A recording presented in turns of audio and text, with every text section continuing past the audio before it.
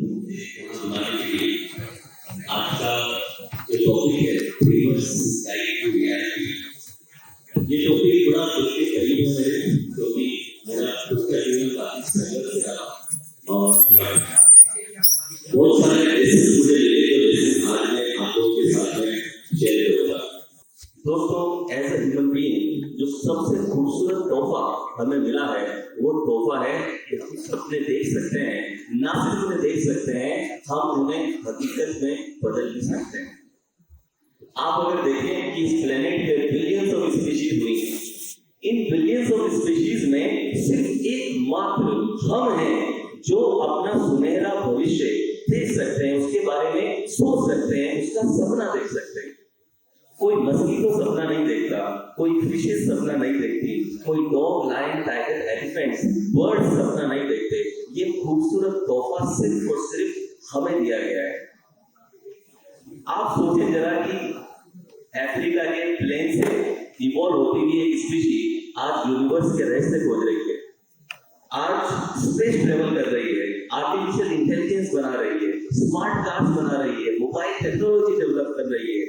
ये सब इस बात का संकेत है कि हम काबिल हैं अपनी रियलिटी को शेप करने के, हम काबिल हैं सपना देख करके उसे रियलिटी में कन्वर्ट करने के लिए। मुझसे अगर कोई पूछ ले कि इस पूरी यूनिवर्स में पिछले 14 बिलियन साल में, 1400 करोड़ सालों में सबसे खूबसूरत घटना क्या हुई, तो मैं कहूंगा कि जिस पल इस यूनिवर्स में जीव पैदा हुआ, किसी प्रकार की लाइफ एग्जिस्टेंस में आई, मेरे ख्याल से वो लम्हा इस यूनिवर्स का सबसे खूबसूरत लम्हा रहा होगा। कोई कहे कि उससे भी ज्यादा खूबसूरत क्या हो गया, तो मैं कहूंगा कि मनुष्य के रूप में उस जीवन को एक्सपीरियंस कर पाना उससे ज्यादा खूबसूरत है। क्यों? क्योंकि हम मनुष्य सिर्फ खुश ही नहीं होते, हम सेल्फ अवेयर हैं, हमें पता भी है कि हम खुश हैं, हम सपने देख सकते हैं और उन सपनों को रियलिटी में कन्वर्ट कर सकते हैं। लेकिन आप लोगों ने ये तो सुना होगा कि सपने सच नहीं होते। रेज हैंड, सुना है तो थोड़ा सा हाथ ऐसे कर दो। ठीक, मैं पूरी तरह तो आपको नहीं देख पा रहा हूं, लेकिन थोड़ा सा मूवमेंट कर दो। समाज हमें बार बार कहता है कि सपने सच नहीं होते। क्या ये वाक्य सच है? मैं ईमानदारी से कहूं तो एक्चुअली ये सच है। सपने सच नहीं होते, सपने सच करने पड़ते हैं। होंगे कभी भी नहीं सच, सपने हमेशा सच करने पड़ेंगे। और अगर आप डेडिकेटेड एक्शन, सही दिशा में एक्शन, डेडिकेशन, डिसिप्लिन, डिटरमिनेशन के साथ मिलेंगे तो आप ऑफ कोर्स उसे पूरा कर पाएंगे। इनफैक्ट आप अगर अपने आसपास नजर डालें तो हमें इतनी सारी चीजें मिल जाएंगी जो इस बात का सबूत है कि सपने हकीकत में बदलते हैं। आज जब लाखों हवाई जहाज, एरोप्लेन्स बादलों को चीरते हुए आसमान में उड़ते हैं, तो इन एरोप्लेन को देख करके यही पता लगता है कि ये एरोप्लेन कभी किसी के मन में एक सपने के रूप में एग्जिस्ट करता था। आज जब आप अपने मोबाइल यूज करते हैं तो ये मोबाइल कभी ना कभी किसी ना किसी मनुष्य के मन में एक सपने की फॉर्म में एग्जिस्ट करता था। आज आप जो कारें ड्राइव करते हैं, आज जो टेक्नोलॉजी है, वो सब किसी ना किसी के मन में एक सपने के रूप में थे। शायद ये यूनिवर्सिटी के ऑडिटोरियम में किसी के मन में एक सपने के फॉर्म में था, और आप में से कई लोगों के लिए शायद इस जगह पे एडमिशन लेना भी एक सपने के रूप में था। लेकिन आज आप यहाँ बैठे हैं और अपनी पढ़ाई कर रहे हैं, तो सपने लगातार हकीकत में बदलते रहते हैं। बार बार ह्यूमन बीइंग्स ये एविडेंस देते हैं कि सपने सच होते हैं। मगर ब्लूप्रिंट क्या है? What is the blueprint? एक ड्रीम जब एक रियलिटी में कन्वर्ट होता है तो उसकी स्टेजेस क्या है, उसकी स्टेप्स क्या है, वो किससे पूरा होता है? आज जरा उस फ्रेमवर्क को समझते हैं। इनफैक्ट कोई बहुत ज्यादा किताबों में जाने की जरूरत नहीं है। अगर हम प्रकृति को देख लें तो प्रकृति में ही हमें इसका आंसर मिल जाएगा। जिस तरीके से एक बीज में पोटेंशियल है कि वो एक फल में कन्वर्ट हो सकता है, वैसे ही हमारे ड्रीम में पोटेंशियल है कि वो एक रियलिटी में कन्वर्ट हो सकता है। जैसे एक बीज, एक पौधा स्टेप बाय स्टेप एक फ्रूटफुल ट्री में कन्वर्ट होता है, मेरा मानना है कि वो 5 स्टेजेस में पूरा होता है। एक बीज 5 स्टेज से गुजरता है एक फलदायक वृक्ष बनने के लिए। वैसे ही हमारा सपना भी 5 स्टेजेस से गुजरता है, 5 स्टेजेस से गुजरता है पूरा होने के लिए। तो तैयार हो 5 स्टेजेस सीखने के लिए? एक बार जोर से यस बोलते हैं अगर रेडी है तो। पहला स्टेज होता है दोस्तों कंसेप्शन। कंसेप्शन का मतलब है कि आप पहले ये तय करते हैं कि मुझे कौन सा बीज बोना है, आम का लगाना है, अंगूर उगाना है। तो पहले आप बीज तय करते हैं कि मुझे कौन सा बीज बोना है और बीज को जमीन पे डालते हैं। इस फेज को बोलते हैं कंसेप्शन। हम सब जब भी किसी सपने को पूरा करने निकलते हैं तो उसकी पहली स्टेज हमेशा कंसेप्शन की होगी कि एक सपना आपके सबकॉन्शियस माइंड में या आपके मन में पहले जीवन लेगा, पहले रूट लेगा, पहले जड़ पकड़ेगा, जन्म लेगा। आप कहीं पे भी देख रहे हैं, कई बार ये ट्रिगर आप अपने किसी साथी की इंस्पिरेशन से ले सकते हैं, कई बार आपके माता पिता के जरिए ये ट्रिगर आ सकता है, कई बार आपके जीवन में हुई किसी ट्रॉमा, ट्रेजेडी या इनजस्टिस से भी, दुर्घटना से भी आप इंस्पायर होकर कोई सपना अपने अंदर रूट कर सकते हैं। जैसे कि आप देखें कि महात्मा गांधी के साथ में जो साउथ अफ्रीका में डिस्क्रिमिनेशन हुआ, कहीं ना कहीं वो उन्हें इनजस्टिस लगा और उस इनजस्टिस ने एक जन्म दे दिया एक सपने को कि मुझे इसके खिलाफ लड़ाई करनी है। इनफैक्ट अगर मैं आपके सामने हूं तो मैं अपनी भी बात कर दूं आपसे कि मैं स्टेज फोबिक लड़का रहा हूं। एक तो होता है स्टेज का डर और एक होता है स्टेज का फोबिया। मुझे फोबिया था दोस्तों कि मतलब मुझे अगर स्टेज पे खड़ा कर दो तो मेरी दिल की धड़कनें उसे बोल्ट की तरह भागती थी, चेहरा लाल पड़ता था, लेग शिविर करने लगते थे और ब्लैंक हो जाता था कि मुझे बोलूं क्या, मैं भागने का मन करता था। ऐसी स्थिति में बता। बट मैं एक बार एक प्रोग्राम करने चला गया अजमेर के अंदर, जवाहर रंगमंच में प्रोग्राम था, गिनीज वर्ल्ड रिकॉर्ड आए थे, नेवी पे स्पीच ले रहे थे, ऐसे डेमोन्स्ट्रेशन दिए, लोग जाकर के उनके फोटोग्राफ ले रहे थे, लोग अपने ट्रांसफॉर्मेशन स्टोरीज कह रहे थे। उनकी स्टोरी सुनकर के कि कोई व्यक्ति इतना प्रभाव किसी के जीवन पे डाल सकता है, मेरे अंदर ये एक सपना जन्म लेने लगा कि अब मैं भी ऐसा कुछ कर सकता हूँ। तो हमेशा आप देखेंगे कि सबसे पहली फेज होगी जब एक सपना हमारे अंदर जन्म लेता है, उसकी बर्थ होती है। अगर आप अवेयरनेस रखेंगे बर्थ को समझ पाएंगे। सेकेंड स्टेज होती है दोस्तों जर्मिनेशन। जब एक बीज वृक्ष में जा रहा है तो उसकी दूसरी स्टेज अंकुरित होने की स्टेज होती है। कुछ समय तक बीज जमीन के अंदर डार्कनेस में रहता है, ऊपर रेत के प्रेशर में रहता है, लेकिन उस प्रेशर से वो लड़ता रहता है, अपने आप को तैयार करता रहता है और फिर बाद में खुद होकर के बाहर की रोशनी देखता है। एग्जैक्टली हमारा सपना भी मन में जर्मिनेट होता है और वो जर्मिनेशन का प्रोसेस तब पूरा होता है जब हम अपने अंदर एक विश्वास और कमिटमेंट पैदा करते हैं कि मुझे विश्वास है कि मैं ये सपना पूरा कर सकता हूँ, मुझे बिलीफ है कि मैं ये सपना पूरा कर सकता हूँ और मैं कमिट करता हूँ इस सपने को पूरा करने के लिए। अनफॉर्चुनेटली ये जर्मिनेशन का प्रोसेस इतना आसान नहीं है, क्योंकि हमारे अंदर ना तीन ताकतें काम कर रही है, तीन फोर्सेस हमारे अंदर काम कर रही है। एक फोर्स है ड्रीमर।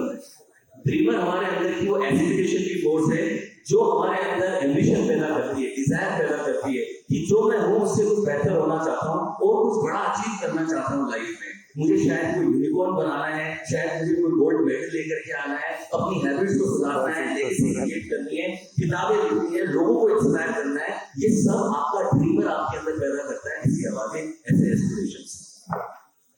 आप में और हम में सिर्फ एक ड्रीमर होता तो बात ही बन जाती। हम सब एक सपना देखते, उस पर एक्शन लेते और उसको अचीव कर लेते, बट इतना सरल नहीं है। हमारे अंदर एक दूसरी ताकत भी काम करती है और उसे मैं कहता हूँ क्रिटिक। क्रिटिक एक प्रकार का रेजिस्टेंस है हमारे अंदर, एक फ्रिक्शन है हमारे अंदर, जिसका काम है एम आई सेफ, एम आई कंफर्टेबल, एम आई रिस्क फ्री। ये तीन ही सवाल हमेशा पूछ रहा आपसे, क्या मैं सेफ हूँ, क्या मैं कंफर्टेबल हूँ, क्या मैं रिस्क फ्री हूँ। तो जब भी आप कुछ चैलेंजिंग सपना देख लेंगे, कुछ बड़ा एम्बिशन ले लेंगे, तो आप नोटिस करेंगे कि क्रिटिक आपकी इनर वॉइस की फॉर्म में एक्टिवेट हो जाएगा और आपसे नेगेटिव टॉक करना चालू कर देगा। इन्हें कहते हैं इंटरनल क्रिटिकल वॉइसेस। आप सबने महसूस करी होगी, मैं कुछ आवाजें कहता हूँ, आप मुझे बताइएगा कि क्या आपके मन में ये उत्पन्न हुई है कि जब भी आप कुछ बड़ा करने गए सडनली एक आवाज आती है, I am not enough, I don't deserve this. What if I fail? What if I look stupid in front of people? क्या पता मैं हार गया तो? I am too old to do this. I am too young to do this. This is not my cup of tea. I don't have the support. I am not lucky. मुझे बताएं कितने लोगों ने इस प्रकार की आवाजों को अपने अंदर महसूस किया है? जरा हाथ ऐसे करके just wave your hands. काफी सारे लोग हैं।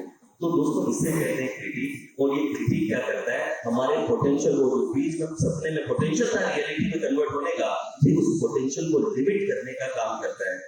आप देखें कि महाभारत के अंदर जब अर्जुन विचलित हो गया तो उसमें पोटेंशियल तो है धनुष चलाने का, लेकिन अब वो अपने पोटेंशियल को एक्शन में कन्वर्ट नहीं कर सकता, एक्सप्रेस नहीं कर सकता, क्योंकि उसके अंदर एक क्रिटिक एक्टिवेट हो चुका है। और पूरे 18 अध्याय में श्री कृष्ण सिर्फ एक ही काम कर रहे हैं, उसके क्रिटिक को रिजॉल्व करने का काम कर रहे हैं, उसके रेजिस्टेंस को क्लियर करने का काम कर रहे हैं। और एक बार आपके अंदर से जब रेजिस्टेंस क्लियर हो जाता है तो आपके अंदर से तीसरा पार्ट एक्टिवेट होता है, वो है आपका डूअर, जो कि एक्शन होता है।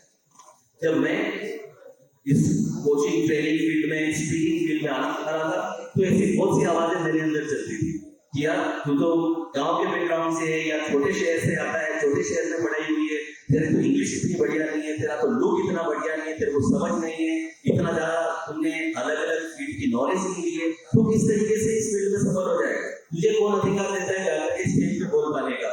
तू भूल गया तो लोग स्टूपिड समझेंगे, तो मजाक करके रह जाएगा।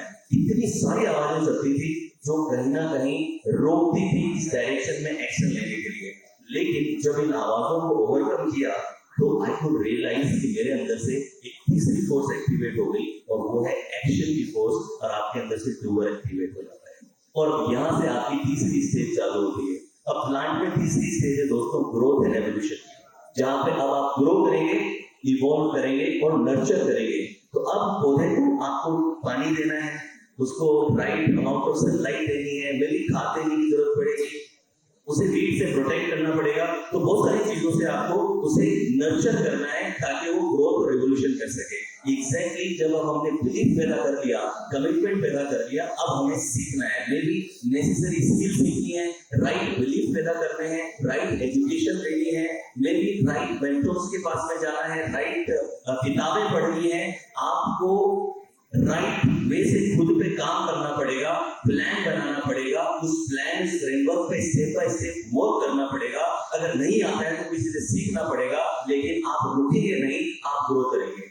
जैसे मैं पब्लिक स्पीकिंग के फोबिया की वजह से पढ़ाना मुझे आ रहा था, क्योंकि मैं बहुत कम उम्र से ट्यूशन पढ़ाने लगा था, तो पढ़ाना मुझे आ रहा था, लेकिन लोगों के सामने बोलना नहीं आता था। तो मैं कई थेरेपिस्ट से मिला, अपने फोबिया को ठीक किया, कई प्रैक्टिसेस किए, कई ग्रुप्स ज्वाइन किए, कई किताबें पढ़ी, धीरे धीरे स्टेप बाय स्टेप किया, ओवरकम किया। तो ग्रोथ फेज दोस्तों वो फेज है जहाँ पे आप अपने आप को ग्रो करते हैं, अपने सपने की तरफ स्टेप बाय स्टेप ग्रो करते हैं, इवॉल्व करते हैं, उसकी तरफ जाना शुरू कर देते हैं। ये आपकी तीसरी स्टेज हो जाती है। अब आती है आपकी चौथी स्टेज। चौथी स्टेज होती है दोस्तों प्रूनिंग। प्रूनिंग का मतलब रीडिफाइनिंग, रिफाइनिंग। तो आप देखते हैं कि पेड़ में कई बार आपको कट लगाने पड़ते हैं, कुछ पत्ते, कुछ टहनियां काटनी पड़ती है, उसको रिफाइन करना पड़ता है। तो आपको भी इस जर्नी में सेटबैक्स मिलेंगे, फेलियर्स मिलेंगे, रिजेक्शंस मिलेंगे, कई बार आपका मूड डाउन होगा, कई बार आप डिप्रेस फील करेंगे, कई बार आप डिमोटिवेटेड फील करेंगे, कई बार आप सोचेंगे कि शायद मैं नहीं बना हूं सपने को पूरा करने के लिए। ये सारी चीजें आपको चलेगी, लेकिन आपको उन्हें ओवरकम करना है। वो क्रिटिक फिर से एक्टिवेट हो जाएगा सेटबैक के टाइम पे, लेकिन आपको फिर से उसे ओवरकम करना होगा। कई बार आपको संगत बदलनी पड़ेगी। जो टहनियां काटने का मतलब है कि कई बार कुछ लोगों को आपको अपने जीवन से दूर भी करना पड़ सकता है, जो शायद आपके गोल को पूरा करने में ऑब्स्टेकल बन जाते हैं। तो कई बार हार्ड डिसीजन भी आपको लेने पड़ सकते हैं। तो सेटबैक से मेरे को एक मेरा इंसिडेंट याद आ रहा है, आपके साथ शेयर कर दूं कि मैं अपने शुरुआती दिनों में स्कूल कॉलेजेस में जाकर के मेमोरी पे लेक्चर देता था। तो मुझे याद है मैं एक छोटे से सेलू करके जगह वहां पे एक स्कूल में प्रोग्राम लेने के लिए गया था। तो जिसमें मुझे 85 लोग बच्चे बैठे हुए थे, 10th क्लास के, 8वीं से 10वीं क्लास के बच्चे बैठे थे, और मेरी टॉपिक थी how to achieve photographic memory. अब उस टाइम कोई इतना कोई प्रोजेक्टर कुछ था नहीं, मैं ऐसे ही चला गया और स्पीच देने लगा, how to achieve photographic memory. और पहले 10 मिनट में आगे का टॉपिक भूल गया। अब आप जानते हो स्कूल के बच्चे 8वीं 10वीं के कैसे होते हैं, कुछ गाली मारने लगे, कुछ पीछे से कहने लगे पहले अपनी तो ठीक कर ले। आप मतलब मैं समझा नहीं सकता कि मैं इतना एम्बैरेस्ड, इतना स्टूपिड महसूस कर रहा था कि ये क्या हो गया मेरे साथ में। मैं अपने मन में सोच रहा था कि बस यहाँ से भाग जाऊं, निकल जाऊं, ये 50 लोग वापस कभी मुझे मिले ना मैं इनका चेहरा देखूं, ना वो मेरा देखे। इतना डर के मैं वहां से निकल गया।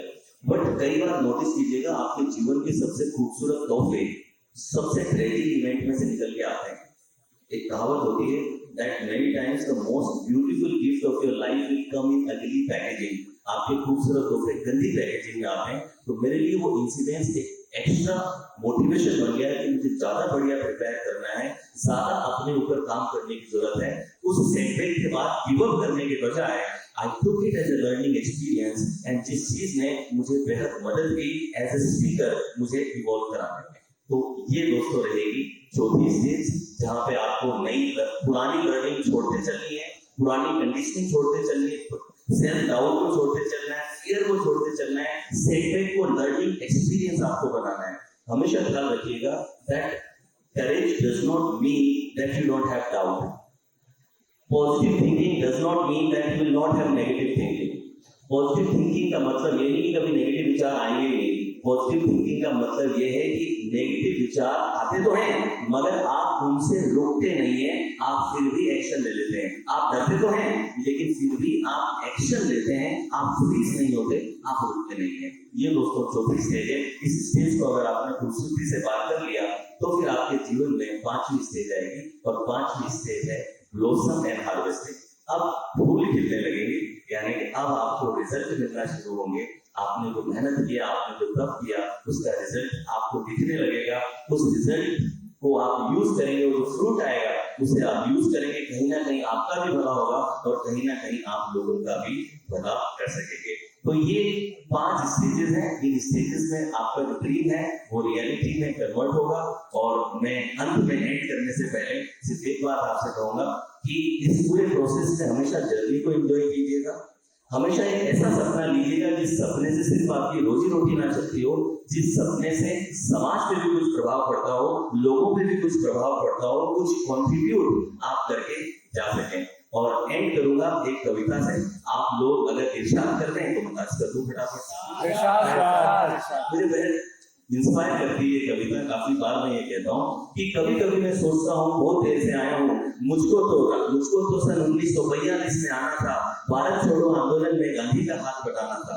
कभी कभी मैं सोचता हूँ बहुत देर से आया हूँ, मुझको तो राजा अकबर के काल में आना था, वीर से कुशाग्र अपनी बुद्धि को दर्शाना था। कभी कभी मैं सोचता हूँ बहुत देर से आया हूँ, मुझको तो हिटलर की तानाशाही में आना था, हिटलर से बढ़कर अपनी नीति को दर्शाना था। कभी कभी मैं सोचता हूँ बहुत देर से आया हूँ, मुझको तो राणा सांगा के काल में आना था, एक हाथ से लड़ा होगी, मुझे बिना हाथ के लड़ना था। पर कभी कभी मैं सोचता हूँ मैं ठीक समय पर आया हूँ, रच डाले इतिहास उन्होंने, मैं इतिहास नया रचने आया हूँ।